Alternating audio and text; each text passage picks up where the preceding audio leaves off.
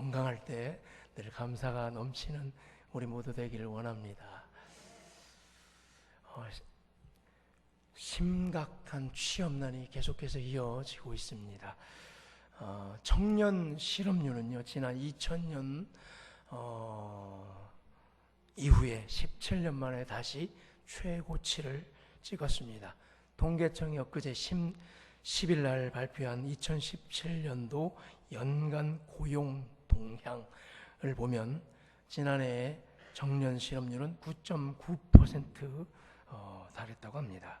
그리고 전체 실업자는 102만 8천 명에 이르렀다고 합니다. 102만 8천 명이 일을 하고 싶지만 일할 공간이 없어서 지금 놀고 있다는 거죠. 자, 취업 준비로 지친 이 마음들을 위로받고 싶은데 이들은 어디로 가야 합니까? 우리 청년들 어디로 가야 할까요? 그들은 요즘에 인기가 있는 사주 카페 혹은 타로 카페, 점집을 찾는다고 합니다. 취업난으로 사주 카페나 점집을 찾아 답답한 마음을 해소하고자 하는 청년들이 가득하다는 거죠. 청년들의 핫플레이스라고 하는 홍대 입구 있죠. 홍대 입구역 정철역 9번 출구에 내려서 그러면 걷고 싶은 거리를 쭉 따라 걷다가 길을 건너면 이제 거기서부터 줄 지어서 쫙 한 집 걸러 사주 카페와 타로집 또 점집이 줄 지어 있다고 합니다. 점집들이 대놓고 활기를 치고 있습니다. 살짝 운세가 젊은이들 가운데 야의 문화 생활로 자리매김을 하고 있는 분위기가 나옵니다. 복음이 넘치는 점쟁이들이 또 점집이 점점 없어지기 마련인데 거꾸로 점집이 왕성하는 거로 봐서 복음이 쇠퇴되고 있지는 않은가 심히 걱정이 되고 있습니다. 특히 새해 맞이해서 신년 운세를 보기 위해서 많은 사람들이 또 점집을 찾아서 그 거리가 북새통을 이루고 있다고 합니다. 반면에 교회는 어때요? 젊은이들부터 외면당하고 인기를 잃어가고 있습니다. 문화를 주도해 나가야 되는데 교회가 그 힘을 잃어버린 지 이미 오래된 것 같습니다. 교회 다니는 청년들은요, 세상 속에서 복음을 부끄러워하고 있는 것 같습니다. 해와 달과 별들을 이용해서 사주팔자와 점을 치죠. 운세를 보죠. 거기는 사람들이 매여 터지는데 해와 달과 별을 창조한 창조주 앞에는 왜 찾아오지 않는 걸까요? 그들은 교회가 능력이 없다고 생각하고 있기 때문은 아닐까? 오히려 복음을 가지고 자기들끼리 모여서 자화자찬하며 자기 구원, 자기 생존에만 갇혀 있고 자기 만족에만 빠져 있기 때문 아닐까 모릅니다. 그래서 청년들은 답답한 마음을 위로받고자 사주 카페를 찾습니다. 그곳에서 무당들과 점쟁이들은 청년들의 지친 마음을 위로해주고 상담자 역할을 하고 있습니다. 이들은요, 청년들을 찾아 헤매지도 않습니다. 광고도 낼 필요도 없습니다. 그냥 알아서들 자발적으로 청년들이 알아서 찾아온다고 합니다. 지친 마음을 위로해주고 방황하는 자들에게 비전을 찾아줄 수 있는 것, 오직 예수 그리스도의 복음뿐인데 말이죠. 십자가에 달려 죽으심으로 우리의 모든 죄 문제를 해결하셨고 사흘 만에 부활하심으로 예수 그리스도의 복음의 능력만이 저들을 위로해주고 진짜 생명의 능력으로 살려줄 수 있음을 우리는 믿습니다. 이 복음의 귀한 소식이 저들에게 전해져야 되지 않겠습니까? 전하지 않는 것은 복음이 아닙니다. 자기 만족일 뿐입니다. 진짜 복음이라면 어떤 방법을 통해서라도 전해질 줄로 믿습니다. 만약에 전하고 싶은 충동이 없으면 그것은 복음이 아닐지 모릅니다. 지금 우리가 누리고 있는 이 복음, 전하지 않고는 못 배겨야 됩니다. 전해져야 복음입니다. 오늘 우리가 읽은 사도행전 16장, 복음이 전파되는 곳에 진짜 복음의 능력과 복음의 선물과 복음의 약속이 열리고 있는 것을 우리가 보고 있습니다. 다시요. 복음의 능력과 복음의 선물과 복음의 약속이 열리고 있습니다. 우리가 16장 25절부터 읽었는데 먼저 16절부터 살펴보겠습니다. 빌립보 지역에 바울과 실라가 도착했습니다. 그래서 그들은 잠시 기도하려고 기도처를 향하고 있습니다. 가는 길에 귀신 들린 한 여인을 만납니다. 그 사람은 어떤 주인의 여종인데 그 여종은 점쟁입니다. 귀신 들려가지고 사람들의 미래를 점쳐주고 있습니다. 그래서 많은 사람들이 에게 점을 봐주고 한몫 단단히 챙겼나 봅니다. 그래서 주인에게 큰 이익을 주는 자였다고 합니다.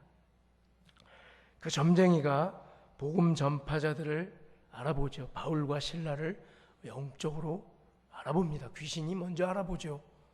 17절을 보니까 바울과 실라를 따라오며 구원의 길을 너희에게 전하는 자라고 하며 소리를 질러댑니다. 18절에서 바울은 예수 그리스도의 이름으로 명합니다. 그에게서 나오라! 어떡하겠어요? 귀신이 바로 나옵니다. 이제 귀신이 떠났으니까 그 여종은 어때요? 더 이상 점을 칠 수가 없죠. 귀신이 없어요. 영빨이 없어졌어요. 이제 주인은 망했죠. 수입이 끊겼어요. 점 쳐서 돈을 벌었는데 점을 칠 수 없으니까 말이죠. 그래서 바울과 실라를 붙잡아서 관리들에게 고발을 합니다. 마침내 바울과 실라는 심하게 매를 맞고 감옥에 갇힙니다.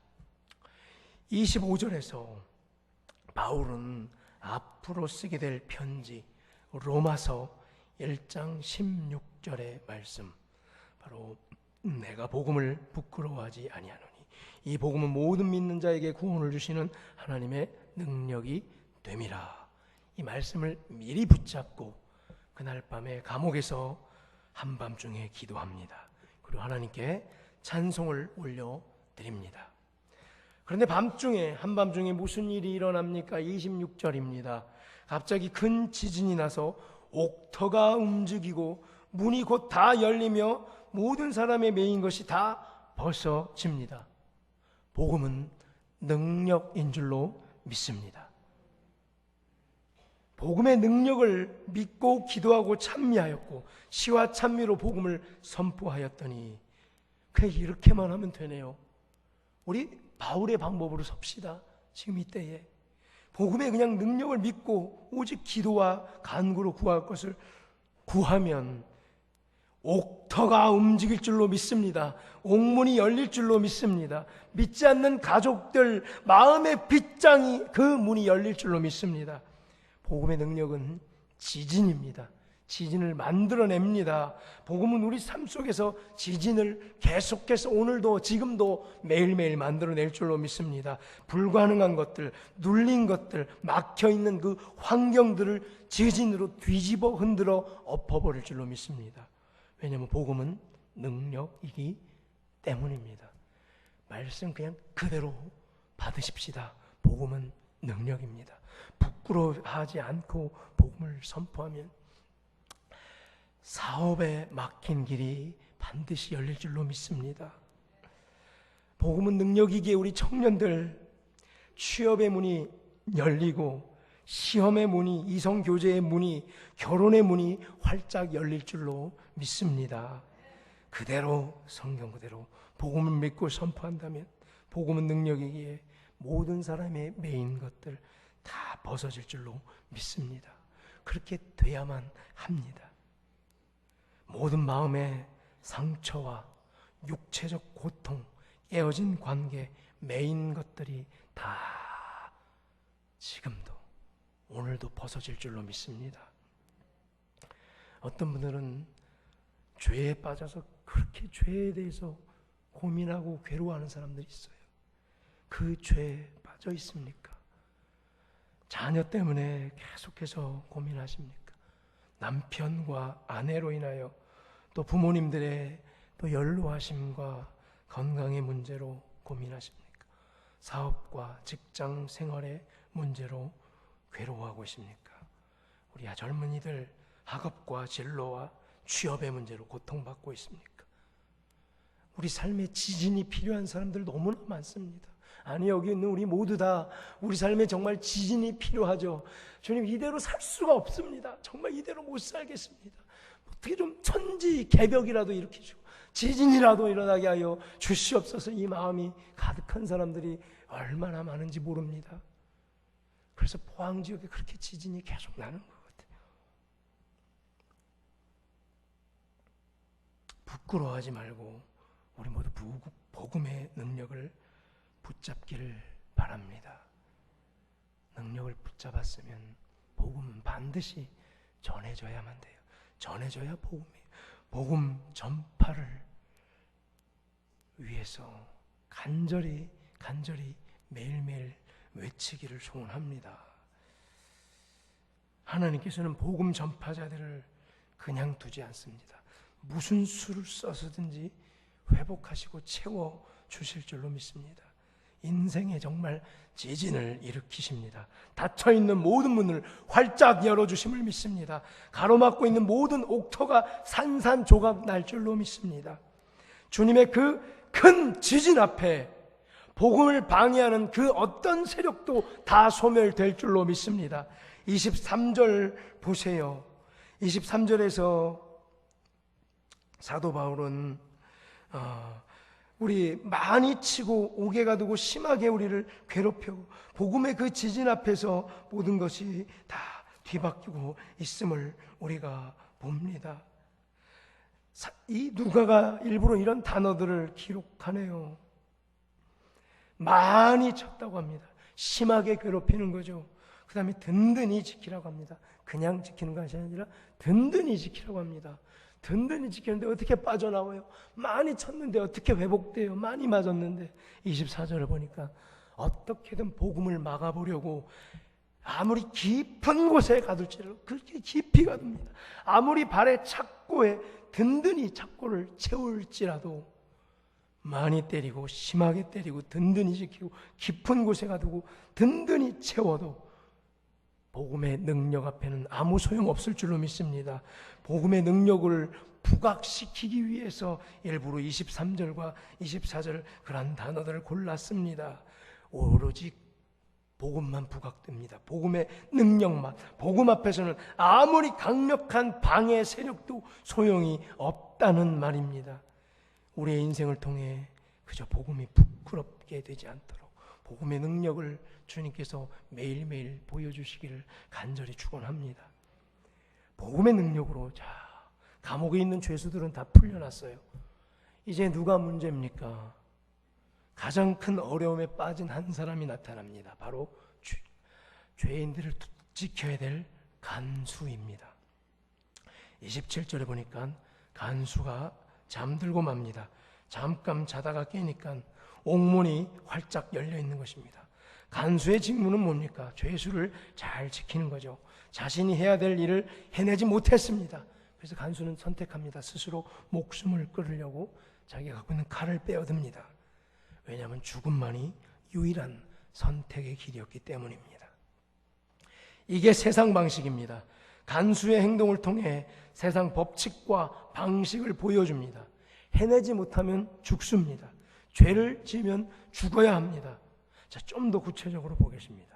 16장 23절과 24절을 보면 간수에게 명령이 들어오죠. 어떤 명령입니까? 해내야 할 일이 생겼습니다. 바로 죄수를 든든히 지키는 일입니다. 그래서 간수는 어땠어요? 최선을 다했어요. 열심히 일을 했어요. 얼만큼 열심히 일을 했습니까? 죄수들을 옥 중에서도 깊은 곳에 가둡니다. 잘했죠? 또 발에 착고를 아주 든든히 치고 또 확인을 합니다. 꽁꽁 묶어 놓습니다. 나름대로 최선을 다해 명령을 수행합니다. 일상생활 가운데 이렇게 열심히 살아가고 있는 것입니다. 최선을 다해서. 그런데 열심히 일을 하지만 인간은 누구나 나약하기에 실수할 수밖에 없습니다. 인간의 연약함으로, 육신의 연약함으로 피곤을 이기지 못하고 잠깐 잠이 듭니다. 잠깐 잠이 든 것의 대가치고는 너무나 가혹하죠. 그 대가는 바로 뭐예요? 죽음입니다. 이게 세상이에요. 아무리 발버둥치고 최선을 다해보지만, 승진을 위해서 윗사람들에게 잘 보여보려고 아부도 떨어보고 애써보지만, 사업을 일으켜보기 위해서 밤낮을 가지지 않고 몸이 부서져라 열심히 일해보지만, 바이어를 만나 열심히 아첨을 떨어보지만 생각대로 잘 되지 않습니다. 실패할 수 있습니다. 젊은이들 좋은 회사에 취직해보려고 잠을 줄여가며 영어 공부하고 취업 준비해보지만 졸업 후에 어떻게 됩니까? 또 뒤처지지 않으려고 일찌감치 모든 것들을 포기하고 열심히 일만 했는데 연애도 포기했고 결혼도 포기했고, 혹 결혼했으면 출산도 포기했고, 내 집 마련도 포기했고, 인간관계도 포기했고, 꿈과 희망도 다 포기했지만 제대로 되는 것이 없습니다. 대한민국을 살아가는 우리 고등학생들, 숨막히는 입시 경쟁 속에서 아까운 청춘을 바쳐가며 몸부림쳐봅니다. 우리들의 자녀들, 손자들, 숨막히는 입시 경쟁 속에서 정말 이들 결국에는 인간의 연약함으로 말미암아 요만큼밖에 못 해냅니다. 해야 될 일을 완수해내지 못합니다. 명문대에 들어가는 사람들 몇 명밖에 없습니다. 우리 모두 다 패배자, 실패자, 낙오자입니다. 부모로서 실패했고, 자녀로서, 남편으로서, 아내로서, 또 학생으로서, 취업 준비생으로서, 직장 직원으로서, 또 사업하는 경영인으로서 다 실패하고 무릎 꿇고 연약한 자들입니다. 어디 단체로 점집 찾아가야겠습니까? 홍대 입구 찾아가야겠습니까? 그냥 순전하게 오늘 사도행전이 말씀대로 우리가 이렇게 외칠 수밖에 없습니다. 그냥 감옥에 갇혀 있는 겁니다. 바울과 실라처럼 말씀 의지하여, 복음 의지하여 기도할 수밖에 없습니다. 그저 찬양할 수밖에 없음을 고백합니다. 우리는 세상 일 결국 해내지 못합니다. 그 대가는 죽음입니다. 많은 연예인들 어때요? 인기 관리가 힘들어서 자살을 택하죠. 또 우리 학업의 부담을 또 부담에 짓눌려 전교 1등 하던 학생 전교 2등으로 떨어져서 자살을 하죠. 가족을 부양해야 하는 짐이 너무 무거워 자살을 합니다. 아버지들. 사업 빚 독촉에 시달려 우리 기업가들 자살을 합니다. 대출과 카드 빚에 도망 다니다가 결국 자살을 하고 마는 세상입니다. 이게 바로 복음 없는 세상입니다. 그러나 복음을 소유하고 있는 자들은 그렇게 살지 않습니다.